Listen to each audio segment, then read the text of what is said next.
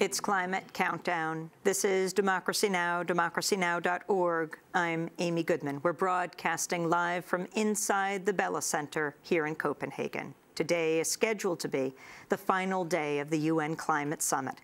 After 10 days of negotiations, uncertainty looms over the fate of the talks, and some might say the fate of the planet. Negotiations remain deadlocked as fundamental divisions remain between rich and poor countries. A draft agreement drawn up by a small group of countries, including the U.S., Britain, and Australia, has been dismissed overnight by developing nations.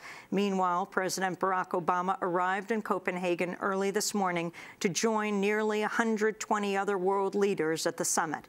He delivered his much-anticipated address to the plenary just before this broadcast.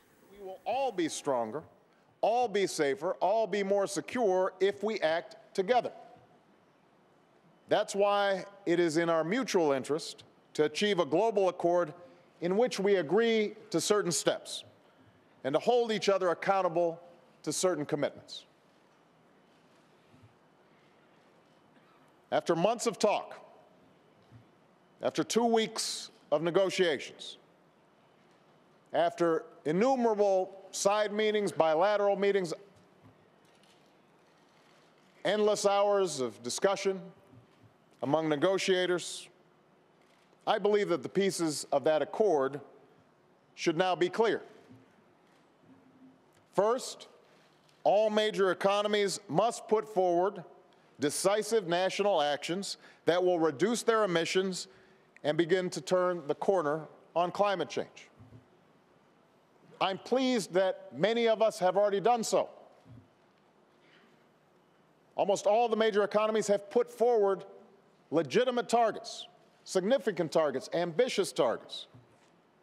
And I'm confident that America will fulfill the commitments that we have made, cutting our emissions in the range of 17% by 2020 and by more than 80% by 2050 in line with final legislation.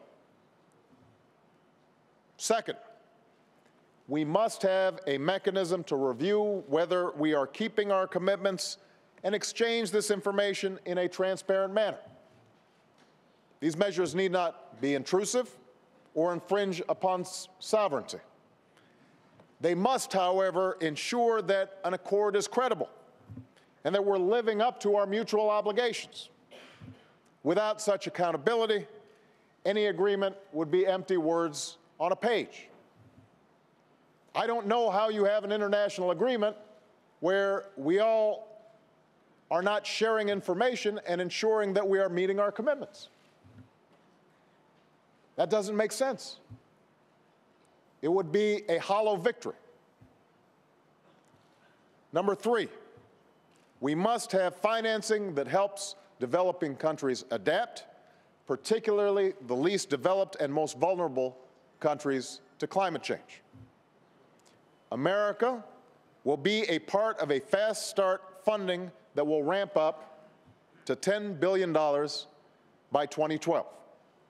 And yesterday, Secretary Hillary Clinton, my Secretary of State, made it clear that we will engage in a global effort to mobilize $100 billion in financing by 2020, if, and only if, it is part of a broader accord that I've just described.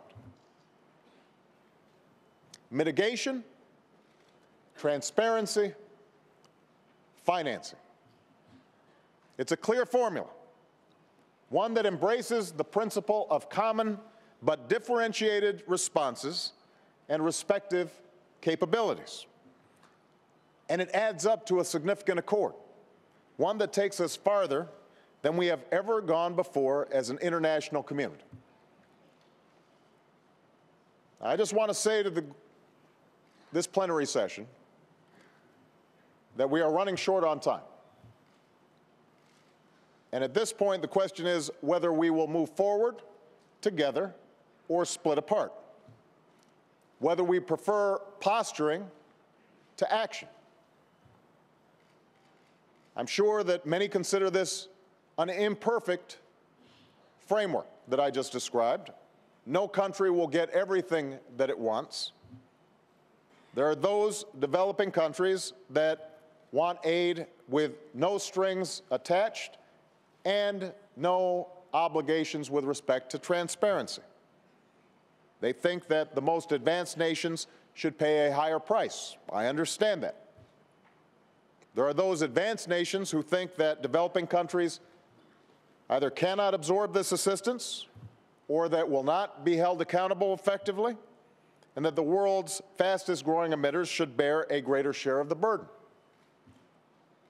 We know the fault lines because we've been imprisoned by them for years. These international discussions have essentially taken place now for almost 2 decades. And we have very little to show for it other than an increase, acceleration of the climate change phenomenon. The time for talk is over. This is the bottom line. We can embrace this accord, take a substantial step forward, continue to refine it, and build upon its foundation. We can do that, and everyone who is in this room will be part of a historic endeavor, one that makes life better for our children and our grandchildren. Or we can choose delay, falling back into the same divisions that have stood in the way of action for years.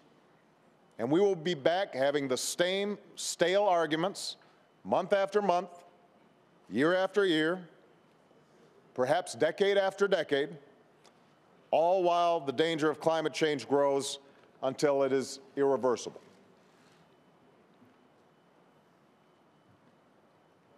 Ladies and gentlemen, there's no time to waste.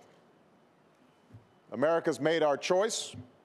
We have charted our course. We have made our commitments. We will do what we say. Now I believe it's the time for the nations and the people of the world to come together behind a common purpose. We are ready to get this done today. But there has to be movement on all sides to recognize that it is better for us to act than to talk. It's better for us to choose action over inaction, the future over the past.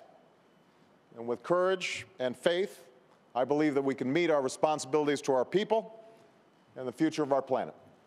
Thank you very much.